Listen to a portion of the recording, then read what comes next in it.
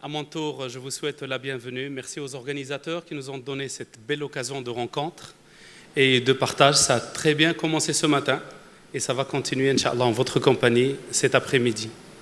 Je me ferai un plaisir de recevoir sur scène Madame Loufer, directrice qualité du groupe Renault Maroc. Sous vos applaudissements, Madame Loufer. Alors, Madame Loufer est au groupe Renault depuis un peu plus que 6 ans, mais il a quelque chose comme une vingtaine d'années chez un gros industriel qui s'appelle ST Microelectronics. Bienvenue, Madame. Alors, Madame Loufer, on va l'interpeller tout à l'heure sur Renault. Qu'est-ce que fait Renault depuis plus d'une décennie au Maroc? Qu'est-ce qu'il est en train de fabriquer? Sur quoi il travaille? Oui, on sait que c'est des voitures. Mais est-ce que les chiffres sont bons? Est-ce que les objectifs sont atteints? Est-ce qu'on est sur la bonne voie? Tout ça, on va le découvrir en votre compagnie dans un petit instant. Bien. Et j'ai le plaisir d'inviter un grand aménageur. Il s'appelle ainsi. Il est filiale de la CDG, c'est Medz. En la personne, c'est Smar, qui est membre de comité de direction, membre de directoire de Medz, qu'on va découvrir, je vous en prie, en sa compagnie, ce que fait Medz aujourd'hui, sur quoi il travaille, comment il le fait, et quels sont ses objectifs déjà atteints, et quels sont les objectifs sur lesquels elle est en train de travailler actuellement. Alors, pour rappel, c'est Smar et à cette casquette de Monsieur Qualité, c'est pourquoi il s'est placé juste à côté de Madame Qualité de Renault. Et tout à l'heure, j'ai rencontré un expert qui m'a dit, c'est Smar, c'est lui qui a fait rentrer l'ISO au Maroc. Hein. Donc vous avez l'ISO en personne qui est en face de vous. Et on va voir si l'ISO va nous permettre de créer de l'emploi et comment elle pourra nous faciliter ces tâches. Hein. Bienvenue, c'est Smar. Alors j'invite également un partenaire au pays qui est très intéressant parce qu'il nous ramène de l'argent. Et l'État contribue également de son côté. Alors, il représente une agence marocaine qui s'appelle le MCA, qui sont en parfait partenariat avec le MCC, et j'appelle, c'est Ayoub Daira. Marhaba, c'est Ayoub. Alors, c'est Ayoub est un expert du développement international, parce qu'avant de rejoindre le MCA, il était à la Banque africaine de développement. Donc toi, tu sais développer, et l'aménageur, c'est mettre en œuvre, et Renault, c'est fabriquer de belles voitures pour satisfaire un client de plus en plus exigeant. C'est bien ça? Bien. La région de Casablanca doit nous rejoindre, Ouhind. Et les Ouhind, bonjour la région. Alors on est chez elle, Hind Nasloubi, est chargé de mission auprès du directeur général de l'agence régionale d'exécution des projets. La région met en place des projets et l'agence sait les exécuter. Hind a rejoint le pays il y a quelques années. Il était aux États-Unis où il était chez un bailleur de fonds international. C'est peut-être intéressant de vous interpeller par rapport à ce point tout à l'heure et savoir qu'est-ce que vous faites de l'autre côté et comment ça devrait être faisable chez nous. Alors sans trop tarder, on démarre notre table ronde. Sous vos applaudissements, on commence notre table ronde.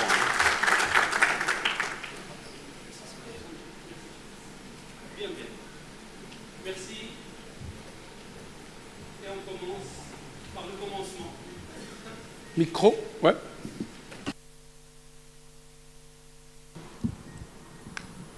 Oui, bien. Alors on commence par le commencement. On est dans la région, on est à Casastat, et Hind représente la REP. On a envie de vous poser une petite question. C'est quoi la REP? Très rapidement, pour vous donner de la visibilité, on fera un premier tour de table pour présenter les entités.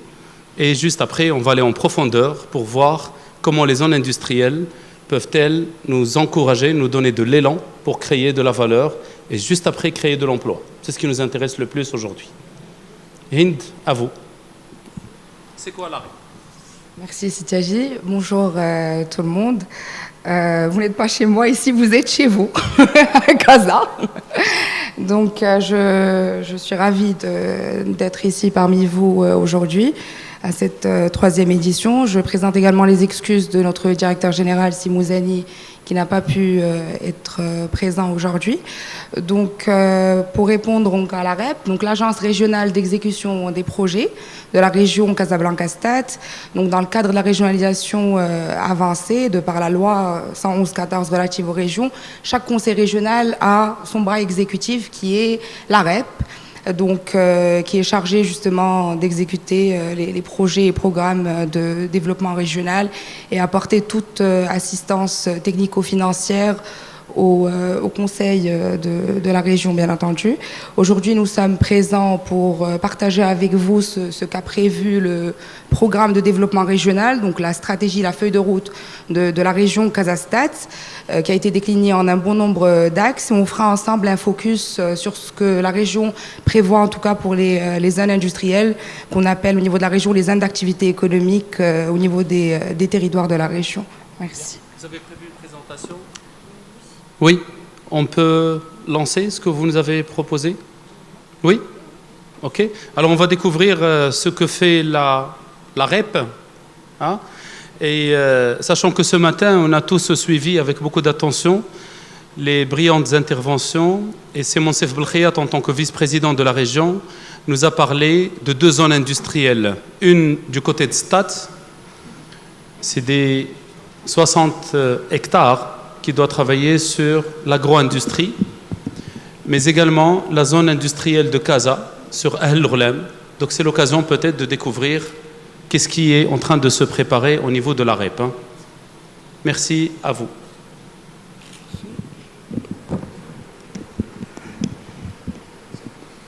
Mesdames et messieurs, honorable audience, je risque de vous surprendre avec un petit mot régie à chaque fois, c'est juste pour pouvoir communiquer avec l'autre côté pour qu'ils puissent faire basculer, donc faire passer les slides. Donc justement, comme je viens tout juste d'annoncer, donc sous l'éclairage de Sa Majesté le Roi, que Dieu l'assiste, dans le cadre de la régionalisation avancée, et notamment dans le cadre de régie. Encore, excusez-moi. Donc justement, dans le cadre de la régionalisation avancée, donc il y a eu un nouveau découpage territorial au niveau du royaume pour revoir donc les contours des différentes régions. Pour la région Casablanca-Stade, donc c'est un héritage de 3 anciennes régions, notamment donc le Grand Casablanca, Chaouia Ouردira, Kala Abda. Donc on se retrouve avec 2 préfectures et 7 provinces. Donc Casa, donc Casablanca, Mediouna, Nouassar, Mehmedia, Ben Slimane, Barchid, Stade et Jdida. Donc 9 territoires au niveau de la région. Régie. Donc chacune des 12 régions, chaque conseil régional, de par la loi relative aux régions, a dû élaborer donc sa stratégie régionale qui est le PDR. Donc chaque région a son programme de développement régional. Donc c'est un document de référence, bien entendu, qui trace la stratégie de la région, qui a été élaboré, comme vous le voyez, donc dans une approche transverse, dans une approche également qui est en complémentarité avec l'ensemble des stratégies au niveau national, donc sectoriel, et bien entendu toujours dans un souci d'équité pour maximiser donc les potentialités au niveau des territoires de la région, et bien entendu toujours avec une approche innovante, le fait d'avoir cette additionnalité que la région pourrait apporter à l'ensemble des mécanismes qui ont déjà été déployés par l'État et acteurs privés ou publics. Régie. Donc, pour la vision de la région, Régie, comme l'a rappelé donc, monsieur le vice-président Sib Belkhayat ce matin, donc effectivement, la région Casablanca-Stade représente 32,4% du PIB national. C'est également le premier bassin de consommation et d'emploi au Maroc, donc 20,3% de la population. Bon, les chiffres sont là, donc elle porte 60% de l'industrie du pays. C'est également une région de référence en matière d'infrastructure. 60% des échanges commerciaux, 51% du trafic passager, 40% du trafic aérien. Régie, s'il vous plaît. Donc bien entendu, certes, c'est une région très riche, mais qui a également donc c'est un bon nombre de contraintes. Donc en termes de, je citerai la mobilité, le fait de relever ce challenge qui est de connecter donc les provinces entre elles à travers un plan de mobilité intelligent et interurbain également au niveau pour connecter la desservitude entre ces territoires, redynamiser également l'innovation régionale qui est également en partie une excellente thématique de cette 3e édition. Un bon nombre de projets sont en train de se consolider dans ce sens, pilotés par la région.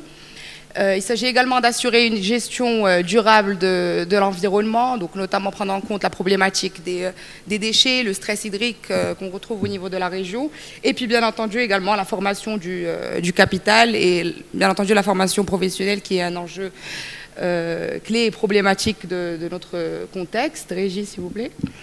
Donc bien entendu, tout développement territorial se veut donc structurel avec une dynamique de changement engagée, et donc la région bien entendu ambitionne de placer ses citoyens donc au cœur de ses préoccupations, donc qu'ils aient accès à une qualité de vie, donc notamment les accès de services de base, donc avoir accès à une éducation, à de la santé, à des logements salubres, et puis bien entendu que les citoyens, que nous tous soyons donc épanouis et avoir accès à un travail et des revenus, et donc notamment le renforcement des capacités des populations.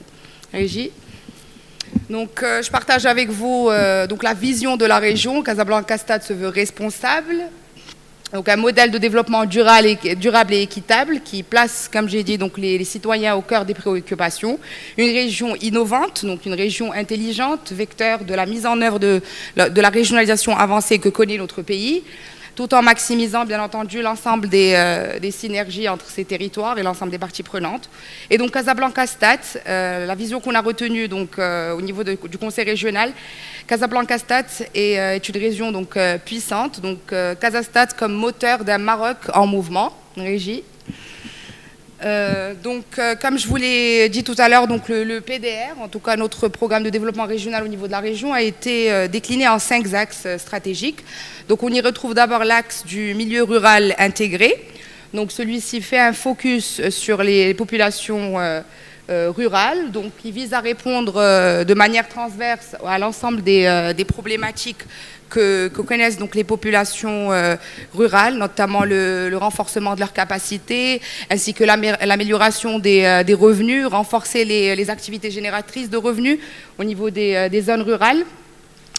Un deuxième axe donc dédié à la mobilité régionale, et celui-ci donc pour lequel la région ambitionne de se doter d'un réseau de transport intégré et multimodal, et qui accompagne donc l'évolution de la région dans ses différents objectifs. Je laisserai le numéro 3 pour la fin. Un 4e axe, donc l'attractivité sociale, culturelle et qualité de vie, donc encore une fois en plaçant le citoyen au cœur de ses préoccupations. Un 4e axe, donc génération future, donc l'axe qui matérialise justement les ambitions de la région quant aux différentes problématiques relatives aux déchets, à la valorisation des ressources. Donc je garde justement l'axe entreprise, innovation et emploi pour partager avec vous le focus concernant les zones d'activité économique, puisque dans le cadre de cet axe entreprise, innovation et emploi, on retrouve justement un programme de la région qui est dédié au développement donc, des zones d'activité économique, donc les ZAE, au niveau de la région. Régie. Donc, on démarre notre focus. Régie, s'il vous plaît. Alors justement, donc, dans le cadre de la loi organique relative aux régions, la 111-14, les régions, on leur a attribué donc, de nouvelles prérogatives, de nouvelles compétences propres. Et donc parmi les compétences propres de la région, on retrouve des régions d'ailleurs. Donc on a la domiciliation et l'organisation des zones d'activité économique dans la région. Et donc ceci se traduit donc dans une logique d'activité économique, donc on parle d'industrie, de diverses activités économiques, commerce, également une localisation de ces zones au niveau du territoire, tout en permettant un développement donc, pérenne et durable, et puis bien entendu avec une planification temporelle bien étudiée en amont, et tout en adoptant une approche pragmatique et en capitalisant sur une problématique que connaît l'ensemble des territoires du royaume, qui est justement capitalisée sur les opportunités de foncier qui se présentent à nous en tant qu'institution ou en tant qu'investisseurs nationaux et ou étrangers. Régie. It's right here. Et donc, dans le cadre des domaines d'action, donc, dans ce bloc dédié aux zones d'activité économique, donc d'abord le premier volet qui est la revitalisation des zones d'activité existantes, donc justement le fait de faire évoluer les zones d'activité, les repenser afin de répondre aux besoins actuels et futurs, tout en y apportant de nouveaux concepts. Le deuxième bloc, c'est celui de la création des nouvelles zones d'activité économique. Donc le fait de créer cette nouvelle génération de parcs intégrés, de zones d'activité intégrées, qui permettent justement de générer des emplois, et puis qui sont bien entendu en adéquation, cette adéquation recherchée par tous, donc une adéquation avec les besoins des professionnels, des entreprises, sur une base d'un modèle durable et pérenne pour attirer les investissements, que ce soit au niveau national ou international. Régie. Donc, parmi les différents volets qu'on prend en compte dans le cadre de notre démarche en tant que région, donc d'abord le volet organisationnel. D'ailleurs, Monsieur le vice-président Sibel Khayaat l'a mentionné ce matin, donc, comme quoi la région a créé donc, sa première SDR, Société de développement régional, qui figure également parmi les nouvelles prérogatives de la région dans le cadre de la loi relative aux régions. Donc c'est une structure de région, pardon, c'est une structure de gestion justement qui organise un peu l'ensemble des acteurs dans le tour de table et pour assurer la gestion et la durabilité de la zone. Donc la gouvernance et le partage est clé. Et par la suite, bien entendu, donc le volet économique dans le sens où, encore une fois, ça rejoint donc la viabilité de cette zone, le fait de définir exactement les aménagements nécessaires pour la mise à niveau, pour tout ce qui est VRD, tout en prenant en compte la composante environnementale qui est primordiale, donc la mise en place d'une gestion responsable des ressources, prévoir également des plans de déplacement d'entreprise, définition de mesures de protection du patrimoine qui peut être présent dans la localité concernée. Et bien entendu, le volet social est clé également, donc, à savoir la promotion des normes de travail, les normes de santé et de sécurité. Régie. Et donc là, on enchaîne et c'est pour faire un zoom, comme l'a rappelé Sitiazi tout à l'heure, donc les projets qui sont en cours au niveau de la région. Régie. Et puis c'est... très proche, région, donc il suit. Donc pour le premier projet, en tout cas à ce stade, donc comme a été rappelé ce matin, donc on retrouve le projet Casa City Shoes, donc une zone d'activité économique, donc qui se veut comme étant un parc industriel d'une superficie de 10 hectares, donc au niveau de la préfecture de Sidi Barnossi, donc de 10 hectares, au niveau de la zone industrielle El Glem, donc qui est accessible à partir du quartier NSI ou bien de la route nationale numéro 9.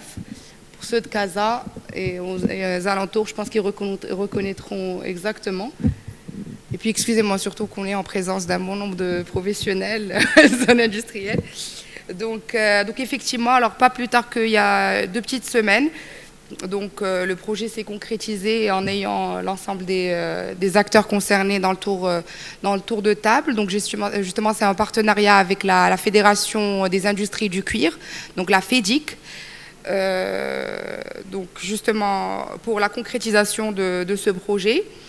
Donc en tant qu'AREP, on s'occupe de tout ce qui est travaux donc de réhabilitation, d'aménagement. Et puis bien entendu, les professionnels sont clés dans le tour de table, étant donné qu'ils accompagnent les unités Régie, s'il vous plaît. Ils accompagnent donc Régie, ils accompagnent donc les différents acteurs, les différents professionnels dans leur aménagement et pour la définition de leurs besoins. D'ailleurs, comme l'a rappelé Monsieur le Ministre ce matin, c'est les professionnels justement qui s'engagent sur la définition du nombre des besoins et attendus également en termes de projection. Et l'État est là et puis la région est là également pour accompagner et pour faciliter les procédures. Comme deuxième projet, étant donné qu'on est toujours au niveau de la préfecture de Sidi Barnossi, il y a une étude qui sera lancée, donc, qui concerne la revitalisation des zones industrielles. Donc 3, celle de Sidi Barnossi, Beaulieu et Sidi Moumen. Celle de Sidi Barnossi qui s'étend sur plus de 600 hectares. Celle de Sidi Moumen, 126 hectares, qui comprend d'ailleurs une partie de El Roulem. Et une troisième zone industrielle qui s'étend sur plus de 273 hectares.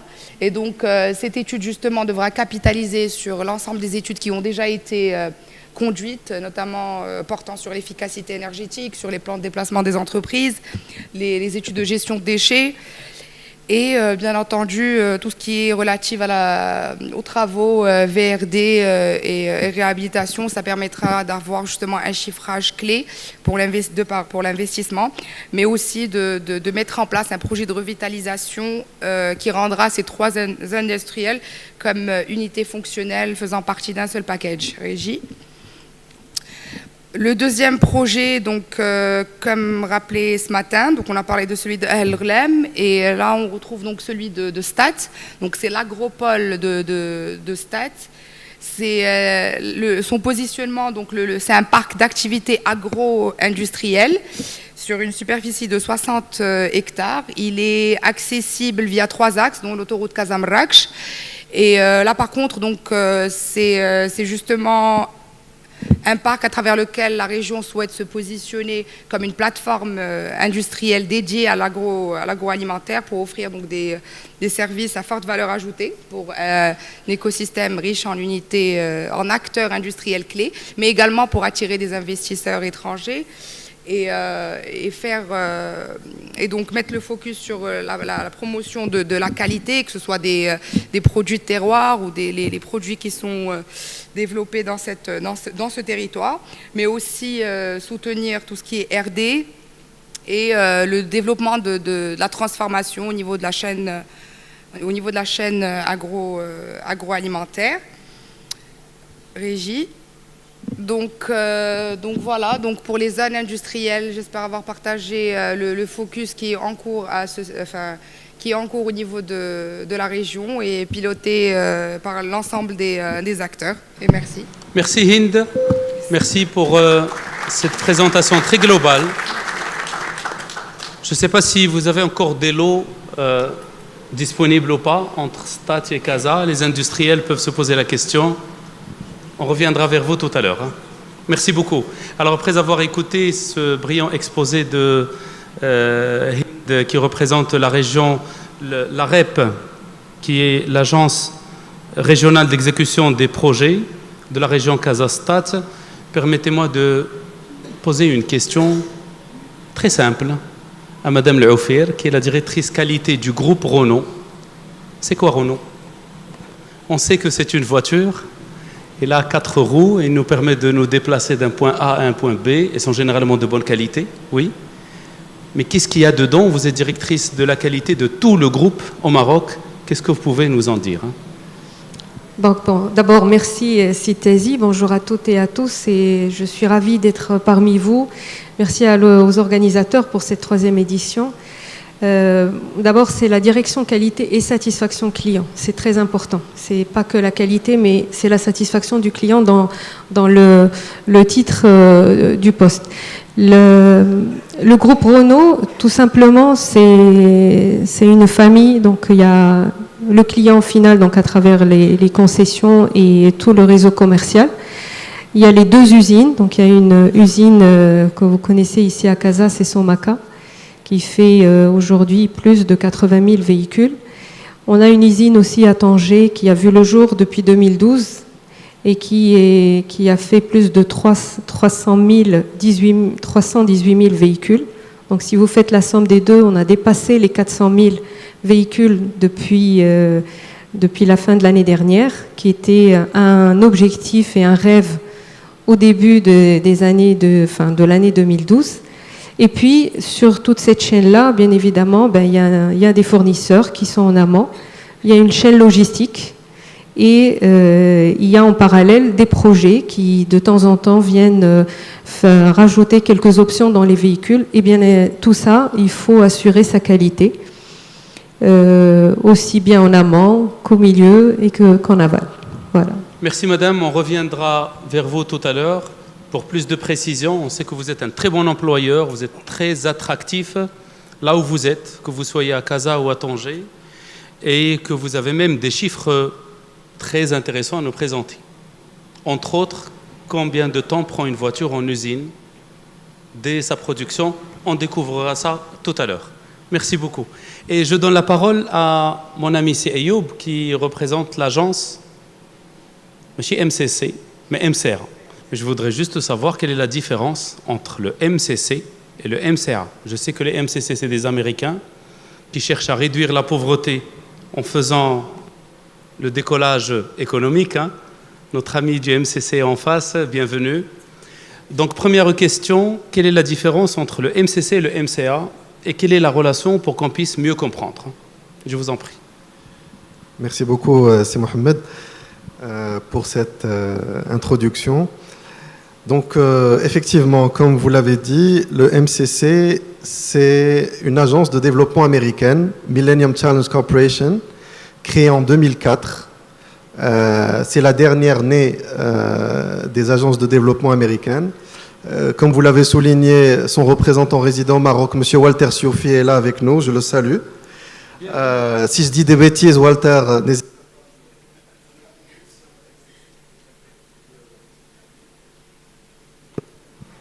Oui, c'est bon.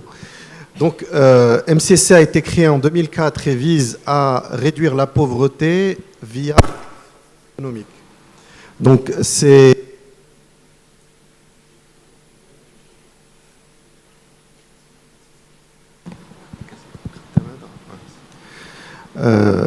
qui vise à réduire la pauvreté à travers la croissance économique. Le Maroc a été l'heureux bénéficiaire de 2 dons de MCC. Je crois qu'en valeur cumulée, c'est le premier bénéficiaire de MCC dans le monde. Il y a eu un premier compact d'environ 700 millions de dollars qui a duré entre 2007 et 2012. Et un deuxième compact, ce pour lequel on travaille aujourd'hui, qui a été signé en 2015. La particularité de ce mécanisme de MCC, c'est qu'il consulte le pays qui doit recevoir ce don et ils élaborent ensemble une feuille de route pour savoir où va aller ce don. Par exemple, pour le Compact 2, pour lequel on travaille aujourd'hui, MCC s'est adressé au gouvernement marocain, à l'époque via les services du chef du gouvernement, et ont élaboré ensemble, ont essayé de déterminer quels sont les freins à la croissance économique au Maroc. Qu'est-ce qui handicape notre croissance? Avec l'aide justement de la Banque africaine de développement, dont je suis issu, comme vous l'avez dit, a été élaboré un rapport sur les freins à la croissance économique. C'est un rapport public qui a été élaboré après des années de consultation avec l'ensemble des parties prenantes. C'est une démarche participative, parce qu'il est important pour les Américains que les projets qu'ils financent via ce mécanisme viennent du pays d'accueil, là en l'occurrence de nous, de la partie marocaine.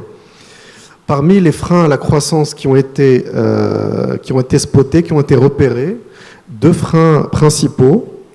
C'est la faiblesse du capital humain et son inadéquation avec les besoins des entreprises. C'est exactement ce dont parlait Monsieur le ministre ce matin. Ça, c'est un premier frein à la croissance, donc la faiblesse du capital humain. Et le deuxième frein à la croissance, c'est un accès très difficile au foncier au Maroc, que ce soit le foncier industriel ou le foncier rural. Donc, il y a eu aussi d'autres freins qui ont été, qui ont été spotés par cette étude, mais le Compact 2 a un peu mis le zoom sur ces 2 projets, étant donné aussi les contraintes d'agenda du Compact 2. C'est un programme qui doit durer 5 ans. Donc dans les statuts de MCC, l'aide, une fois qu'ils ouvrent le robinet financier du don, il doit terminer exactement à J plus 5 ans. Donc nous, le compte à rebours a démarré le 30 juin 2017. Donc le dernier centime américain sera décaissé le 30 juin 2022. C'est pour ça qu'on est sous pression pour pouvoir élaborer les projets et décaisser le plus rapidement possible. Oui, donc juste un petit point sur MCA.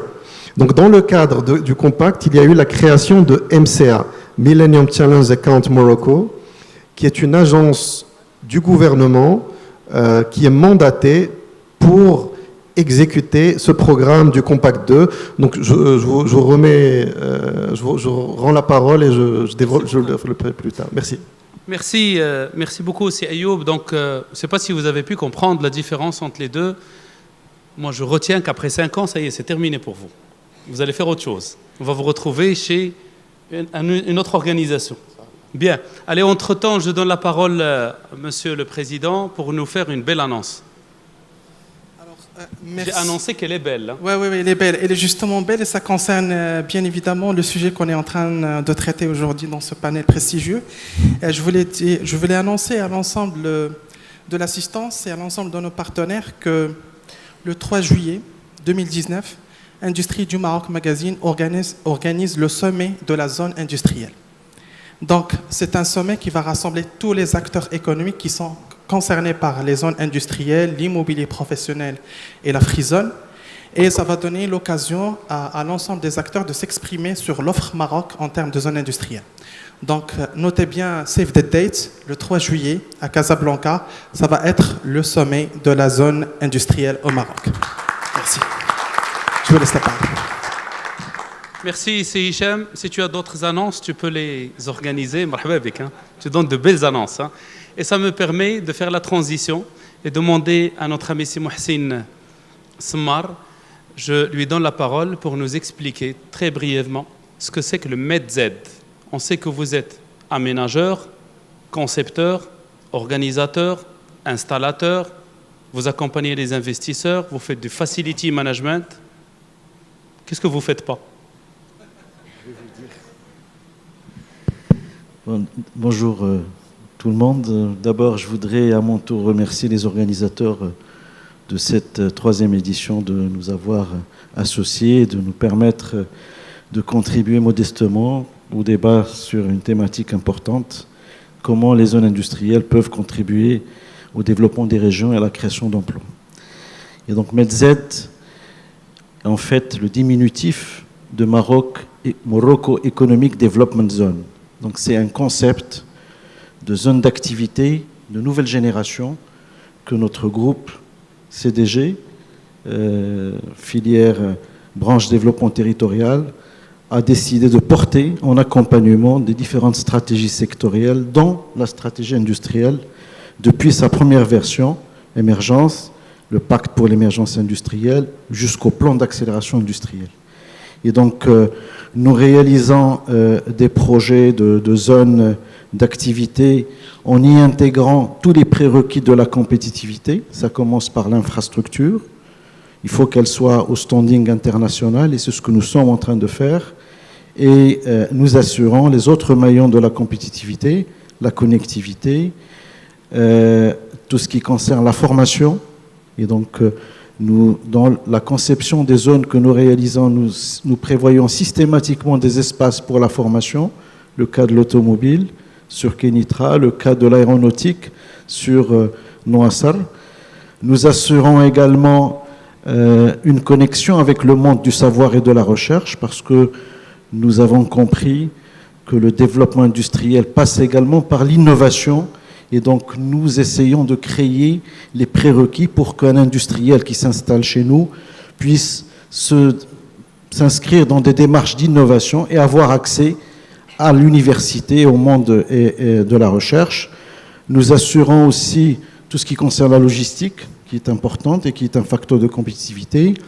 Et donc, nous assurons également, au bout de la chaîne, une fois que la zone est aménagée et commercialisée, nous assurons le rôle de la commune en assurant tous les services de proximité qui permettraient à une entreprise d'exercer son activité dans les meilleures conditions. Alors, nous avons également le concept du guichet unique qui est matérialisé légalement dans les zones franches dont nous avons la charge, et nous essayons, autant que faire se peut, dans les zones libres qui n'ont pas le statut de zone franche, d'avoir les conditions de pouvoir faire évoluer nos zones libres avec le principe du guichet unique. Nous travaillons d'ailleurs avec le MCC, notre partenaire, le ministère de l'Industrie, pour la mise en place d'un cadre juridique, d'une loi qui permettrait d'organiser, de structurer le travail d'aménagement sur l'ensemble des maillons de la chaîne de création de zones d'activité, depuis la conception, en passant par l'appurement du foncier, l'aménagement, la promotion, la commercialisation et la gestion. Et donc c'est un grand chantier sur lequel nous travaillons d'arrache-pied et nous attendons avec beaucoup d'impatience que cette loi puisse être promulguée parce qu'elle va nous permettre d'exercer notre activité dans la sérénité et de pouvoir donc assurer les missions qui sont les nôtres dans le cadre des conventions de partenariat que nous avons avec l'État. Alors, à notre actif, nous avons aujourd'hui 15 zones.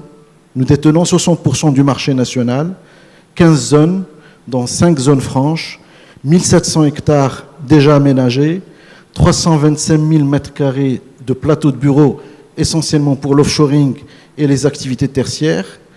Nous avons 85 000 emplois créés à travers l'ensemble des zones dont nous avons la charge et nous avons quelque chose comme 500 clients installés qui exercent des activités dans plus de 160 activités selon la nomenclature des activités économiques. Alors c'est l'automobile avec ses différentes branches, c'est l'aéronautique, c'est la chimie parachimie, c'est la métallurgie et c'est aussi l'agro-industrie puisque nous accompagnons également la stratégie Plan Maroc Vert et nous détenons 3 des 6 agropoles qui sont prévus par la stratégie Plan Maroc Vert.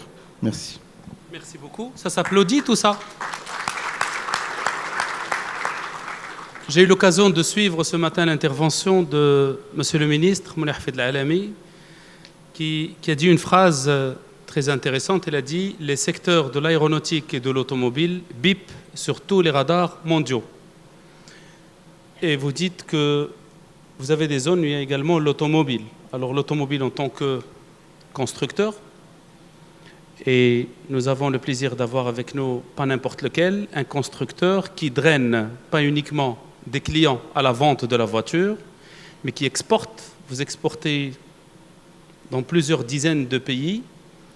Vous ramenez des équipementiers qui décideront par force parfois de s'installer à côté de vous, sinon ils ne vont pas vous vendre. Donc vous avez une responsabilité sociale. La responsabilité sociale de l'entreprise, vous êtes parfaitement dedans, parce que vous participez également au développement du pays. Je vous redonne la parole, madame, pour nous donner quelques chiffres. Et des chiffres pas comme les autres, qui vont nous faire rêver autour du développement de Renault. Je vous en prie. C'est bon ? C'est bon. Oui. Alors, je vais commencer d'abord juste pour vous donner une image sur l'industrie donc, de l'automobile. 2 informations que j'estime importantes. La première, c'est le volume qu'on produit aujourd'hui. C'est, pour simplifier, c'est 60 véhicules à l'heure à Tanger. Donc, il y a une voiture qui sort toutes les minutes. Et au niveau de l'usine Somaka, c'est 18 véhicules à l'heure.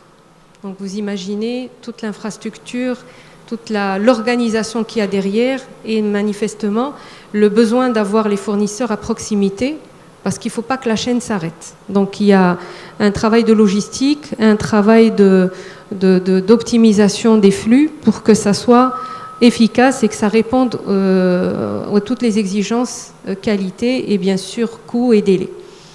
En partant de là, donc dans l'écosystème automobile, avec l'arrivée de Renault, on était obligé d'avoir effectivement des fournisseurs qui s'implantent. Alors déjà, c'est parti sur 25 fournisseurs et nous sommes en train il y a tout un écosystème qui est en cours et aller vers 75 qui vont s'installer. L'objectif, c'est qu'on soit à 65% d'intégration locale. C'est 65% des pièces qui sont montées dans le véhicule soient produites au Maroc.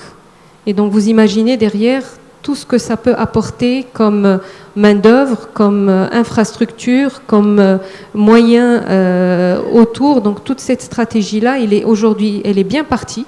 Et alhamdoulilah, donc on voit les résultats pour ceux qui ont visité la zone de Tanger TFZ, ou là la dernière zone TAC, Tanger Automotive City. On voit vraiment, ça fait chaud au cœur. Et tout ça est en train de se concrétiser et on est sur la bonne voie. On a même dépassé les objectifs qui étaient prévus parce qu'initialement, il fallait avoir un chiffre d'affaires de 1 milliard d'euros à l'horizon 2020. On l'a déjà dépassé et donc Monsieur le ministre, dans le cadre de l'écosystème, a rehaussé la barre et il l'a placé à 2 milliards d'euros. En termes d'intégration locale, on est à une moyenne on est un peu plus de 50%. Donc on est en train de chercher les 65. Une information aussi intéressante et importante, c'est que les 65 aujourd'hui, nous sommes en train de chercher les 15% restants dans des activités beaucoup plus complexes, notamment les systèmes de freinage, des systèmes visuels, donc tout ce qui est éclairage, puisque toute la première partie, câblage et plastique, a été déjà consommée et est déjà dedans.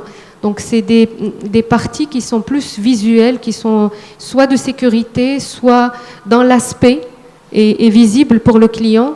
Donc ce qui demande encore plus d'avoir des exigences qualité supérieures. Et c'est ce que nous faisons, c'est ce que nous accompagnons nos fournisseurs là-dedans. Bien. Alors vous parlez de fournisseurs, effectivement, et vous êtes Madame Qualité et Satisfaction Client. Est-ce que vous êtes Madame Qualité uniquement en interne ou vous portez également cette casquette auprès du fournisseur? Est-ce que vous avez une stratégie d'accompagnement de vos fournisseurs pour qu'ils soient aux normes pour pouvoir servir Renault? Oui, bien sûr, évidemment. Donc, il y a tout un arsenal de méthodes et de moyens qui sont mis en place et qui sont dans les standards de l'entreprise pour accompagner un fournisseur, donc dans son intégration. Mais aussi, nous prenons en compte notre environnement, donc notre milieu. Et on essaie d'accompagner nos fournisseurs dans ces contextes-là. Donc, à travers soit des formations, à travers la proximité, bien sûr, et puis c'est des moyens d'évaluation qui sont suivis de très près. Et pas plus tard que c'était en 16 février, nous avons eu la chance donc de réunir tous nos fournisseurs de l'écosystème automobile qui étaient présents donc à l'usine de Tanger. Toute la salle était pleine, plus de 200 personnes qui étaient présentes. Peut-être même plus, je pense 280, l'amphi il prend plus de 300 personnes. Ça fait plaisir de voir tout ce monde, ce n'était pas le cas il y a 3 ans. C'est notre 3e édition et on a vu tous ces gens-là qui étaient autour et qui sont fiers et qui nous accompagnent et que nous accompagnons. D'ailleurs, on a lancé pour la première fois les awards de la qualité sur la performance, mais on a aussi encouragé ceux qui ont fait une meilleure progression. Et donc, ça continue. Merci beaucoup et on vous souhaite beaucoup de courage dans ce qui va venir. Bien. Alors, permettez-moi de revenir vers mon ami CEO pour nous éclairer un peu plus. Là qu'on a compris ce que c'est que le MCA, nous éclairer sur ce que fait le MCA. On sait que vous êtes monsieur foncier industriel, mais ça n'empêche que ça serait intéressant de nous dire un peu ce que fait le MCA sur les autres chapitres, éventuellement l'éducation, la formation et l'emploi, avant de s'attaquer au foncier industriel.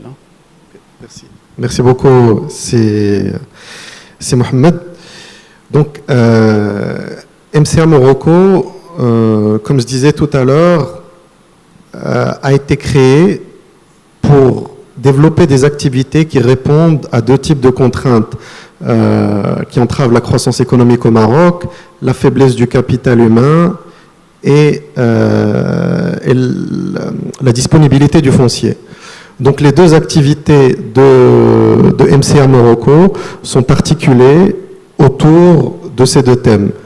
Une première activité, un premier pôle de MCA Morocco s'appelle Éducation et formation pour l'employabilité, qui comprend 3 sous-activités.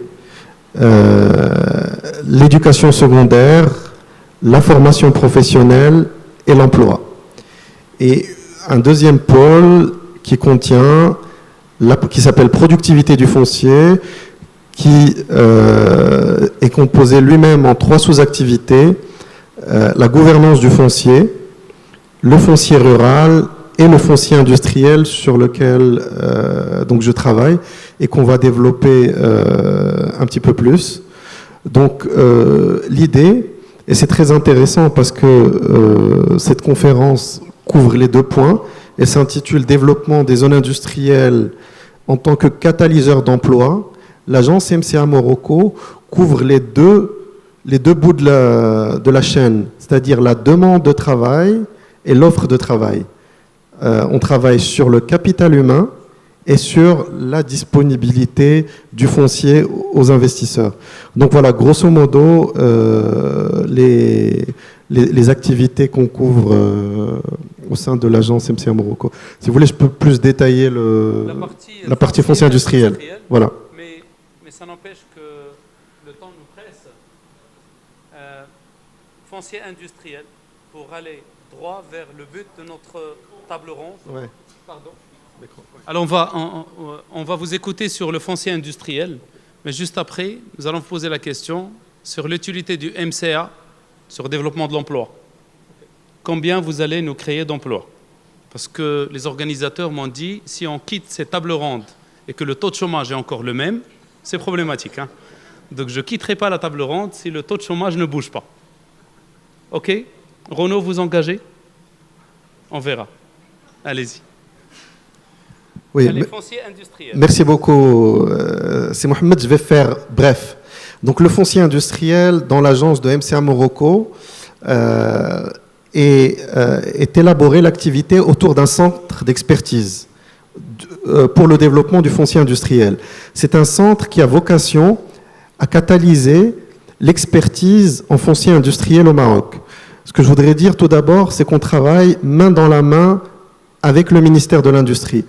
Comme vous avez souligné tout à l'heure, on a vocation à disparaître dans 3 ans. Le ministère a vocation à durer. Donc, toute l'expertise qui est accumulée, il faut qu'elle soit accumulée au sein du ministère, qui est notre partenaire principal avec lequel on travaille au jour le jour.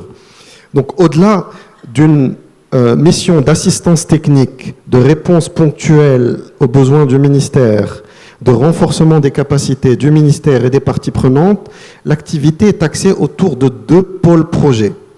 Un premier pôle, c'est sur les sites pilotes. Et ça tombe très bien que nous soyons à Casablanca et que les représentants de la région sont là. Nous avons 3 sites pilotes pour une nouvelle approche des zones industrielles tirée par la demande et utilisant le mécanisme du partenariat public-privé. Donc nous avons 3 sites, un site à Bouzneka, un site à Hatsoualm et un site à Sahal Khayta. Donc les sites de Bouzneka et de Hatsoualm sont des sites pour lesquels MCA Morocco opère une réhabilitation et une extension des sites. Et le site de Sahal Khayta, c'est un greenfield, c'est un nouveau site développé. Je vais expliquer très brièvement. Donc l'idée, c'est d'optimiser, d'utiliser le partenariat public-privé, c'est-à-dire que le public prenne une partie du coût et de ce qu'il fait de mieux et optimiser la participation du public dans les zones industrielles. C'est-à-dire pour les sites à réhabiliter, à étendre. La partie publique, représentée aujourd'hui par MCA Morocco et le ministère, s'occupe de la réhabilitation de la zone et du hors-site de la zone. Quitte à ce que le partenaire privé, nous allons dans quelques mois lancer un appel à manifestation d'intérêt pour la recherche d'un partenaire privé. Le partenaire privé va développer le site d'extension, le commercialiser et gérer l'ensemble. Donc voilà, ça c'est les sites pilotes. Et ils s'appellent pilotes parce qu'on voudrait répliquer ce modèle. On voudrait que si le modèle marche, et on espère qu'il va marcher, C'est-à-dire que dans quelques mois, on va attirer des partenaires privés qui vont signer un contrat avec nous, parties publiques, pour se partager les tâches comme je viens de le décrire, et que ce processus sera ensuite, on va dire, généralisé dans d'autres sites. Le mot très important ici, c'est la gestion et la durabilité. On veut que ce partenaire s'occupe de la gestion, parce qu'un des gros problèmes qu'ont les zones industrielles au Maroc, c'est le problème de gestion. Beaucoup de développeurs développent et partent. Et donc il y a un vrai problème de gestion. Peut-être qu'on en aura l'occasion d'en discuter avec ces SMAR. Ça m'amène à notre deuxième grosse activité foncière industrielle. C'est le fonds des zones industrielles durables. Donc le fonds ZID, c'est un fonds des zones industrielles durables qui a été, un appel à projet a été lancé le 1er mars. Il clôture le 1er juillet. Avant de vous le décrire plus en détail, on a un film institutionnel en format motion design. Donc on peut le lancer, j'en parlerai ensuite.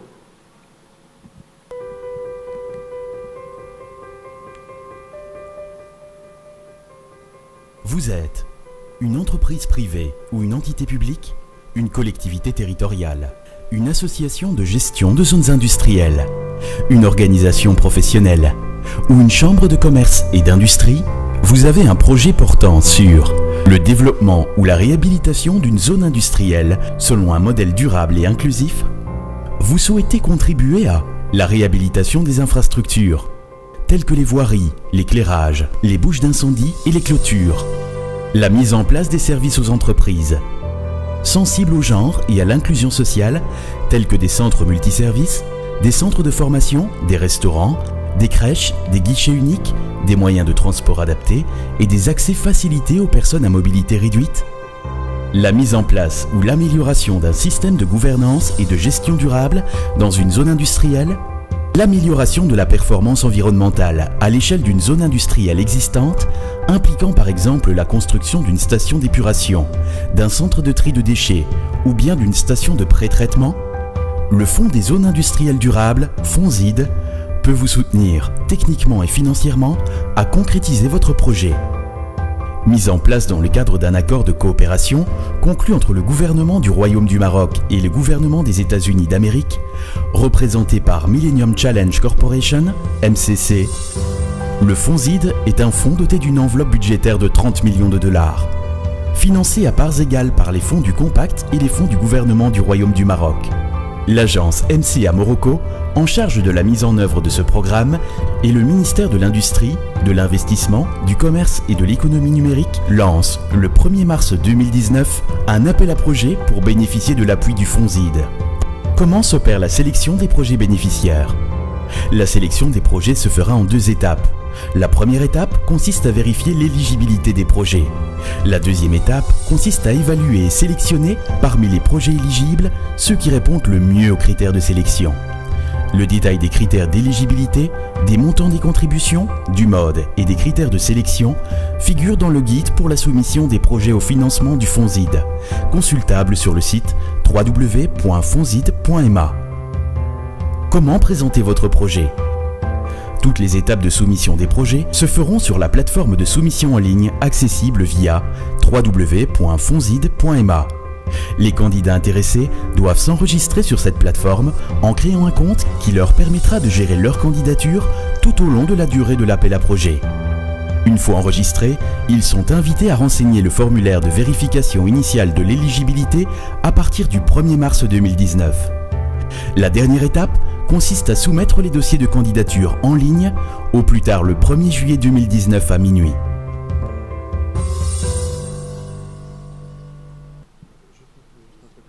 Oui, merci beaucoup. Donc ça, c'est notre petit film institutionnel en motion design. Juste pour dire, le fonds ZID vise à financer des projets de nouvelles zones, de réhabilitation. Le montant octroyé par le fonds ZID est très important. C'est un fonds de 30 millions de dollars. Pour la création de nouvelles zones, on finance jusqu'à 50% du montant de la création, non plafonné en valeur absolue. Pour les réhabilitations, on finance jusqu'à 70%. C'est un fonds compétitif où les candidats ont 4 mois pour postuler. Le règlement intérieur du fonds, sous forme d'un manuel de procédure, a été adopté par le conseil d'administration du fonds. Donc c'est totalement transparent. Et le résumé du manuel de procédure est dans ce petit livret. Guide pour la soumission des projets au financement du fonds ZID, que vous trouverez, on a un stand dehors, donc que vous trouverez dehors, et si vous voulez de manière informelle ou si vous avez des questions dans le public sur ce sujet, on pourra en discuter. Je repasse la parole, c'est Mohamed. Merci beaucoup, c'est intéressant, merci de cette présentation très synthétique et claire. Alors je sais que Medzed, vous me l'avez dit, vous allez soumissionner, il ne vous reste pas beaucoup de temps. Vous êtes prêts? Oui. Alors, on vous souhaite bon courage par rapport au fonds, mais je voudrais vous poser une question parce qu'elle fait partie du titre de notre table ronde. Medzed, vous nous avez dit, vous faites de belles choses dans les zones industrielles, mais quoi dans l'emploi, s'il vous plaît? Précisément dans l'emploi, qu'est-ce que vous avez fait et qu'est-ce que vous comptez faire dans l'avenir proche? Alors, déjà, lorsque le schéma directeur des zones qui accompagne la stratégie ou les stratégies a été arrêté, il a été défini par rapport à certains critères. Et le premier critère, c'était le bassin d'emploi, sa profondeur et sa diversité. Ça, c'était parmi les critères structurants qui ont permis de planifier, de dire qu'à Kénitra, nous allons réaliser une zone, une plateforme industrielle intégrée qui aura le statut de zone franche et qui sera positionnée sur l'automobile. Bassin d'emploi, profondeur, diversité. Et à partir de ce postulat, il y avait bien sûr une opportunité foncière qui était là, qu'il fallait mobiliser, et puis on a défini les contours du projet, un concept qui a été testé, et on a simulé la mise sur le marché de ce concept, et on a vu comment les clients potentiels interagissent ou interagiraient avec ce projet. On a corrigé et on a lancé le projet. Atlantic Free Zone, si je prends l'exemple de l'automobile, puisqu'on a avec nous Renault, elle a été lancée en 2010, on l'a livrée en 2012. Entre 2012 et aujourd'hui, alors c'était une zone totalement rurale, Oulad Bouahma, à Kénitra, 2012 à 2019, 6 ans, nous sommes en train de parler de 24 000 emplois directs, plus 7 000 stagiaires. Un rythme extraordinaire de création d'emplois. Ils sont payés, bien sûr. Ils sont payés. Ils sont payés, bien sûr. Ils sont payés. Ce matin, dans la conférence qui était animée par Céline Toumani, on a posé la question, est-ce que les stagiaires sont payés ou pas? Bon, déjà, le fait qu'ils bénéficient d'une formation leur ouvre des portes pour pouvoir accéder à un secteur qui aujourd'hui drive la balance commerciale. C'est un secteur qu'on considère comme métier mondial du Maroc. Nous sommes présents dans les radars des multinationales opérant dans l'automobile, n'est-ce pas, Madame Oufir? On a Renault, on a Peugeot et on a d'autres constructeurs qui considèrent le Maroc et qui sont en train d'étudier l'installation. On a plusieurs équipementiers, rang 3, rang 2 et rang 1, qui sont basés au niveau des différentes zones dont nous avons la charge. Et donc cette dynamique, bien sûr, impacte l'emploi, mais génère d'autres externalités positives sur le territoire dans lequel nous réalisons ces zones. Alors si je prends toujours Kénitra, on a une réduction de l'exclusion scolaire de la fille rurale. Parce que avec l'activité primaire qui s'était développée, le câblage, ça emploie énormément de personnes et essentiellement des filles, parce que l'activité, c'est pratiquement comme le textile, ça nécessite de la dextérité. Donc ça a réduit le taux d'exclusion scolaire de la fille. Ça a permis à la commune dans laquelle nous avons réalisé le projet de pouvoir disposer d'un plan d'aménagement. Donc elle s'est structurée grâce à ce projet. Un hors-site qui arrose le projet avec les différents jus, mais qui permet de faire bénéficier les territoires avoisinants de cette infrastructure. La fiscalité locale, la TSC, les pays, les taxes pour les autorisations de construire, le dédoublement de la voie, le ministère de l'Industrie, parce que c'est un projet important, nous longions la RN4, l'État a décidé de dédoubler la RN4 pour rapprocher le projet de la zone de l'autoroute. Et du coup, il y a eu un montage où le ministère de l'Industrie a contribué à 20% à l'enveloppe qui a permis de dédoubler cette voie. Donc tout ça, c'est au bénéfice de ce territoire dans lequel le projet a été réalisé. Et avec le développement, au bout de ces 7 ans ou 6 ans, nous avons vu que le business model de l'industrie automobile a changé de manière profonde. On était dans le câblage et dans les coiffes de sièges. On a vu une sophistication de l'activité avec l'introduction de tout ce qui est injection plastique, traitement de surface, tout ce qui est fabrication mécanique, tout ce qui est emboutissage, l'activité des jantes tout récemment par le géant chinois. Et donc tout ça a fait que nous avons aussi une augmentation, une montée en charge au niveau des profils recherchés. Et donc on a plus d'ingénieurs, plus l'ingénierie. L'ingénierie aujourd'hui qui se développe de manière spectaculaire. À Casachor, dont nous avons la charge, on a des bureaux d'études qui commencent à travailler pour des constructeurs.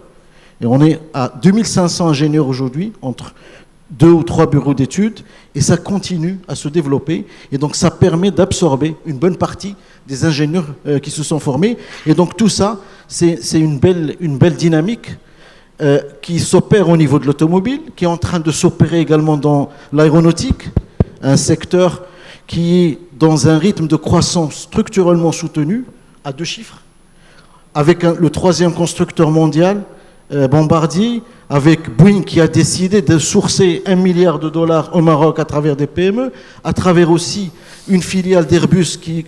Donc tout ça est porteur de beaucoup d'espoir pour stimuler davantage de création d'emplois. Je l'ai dit tout à l'heure, dans nos zones, nous avons quelque chose comme 85 000 emplois qui se sont créés. Et d'après les commandes, je n'ai pas encore parlé des emplois qui seront créés par Peugeot et par ses sous-traitants de proximité. Et donc tout ça conforte ce qu'avait dit Monsieur le ministre, que nous allons pouvoir peut-être atteindre les objectifs avant terme.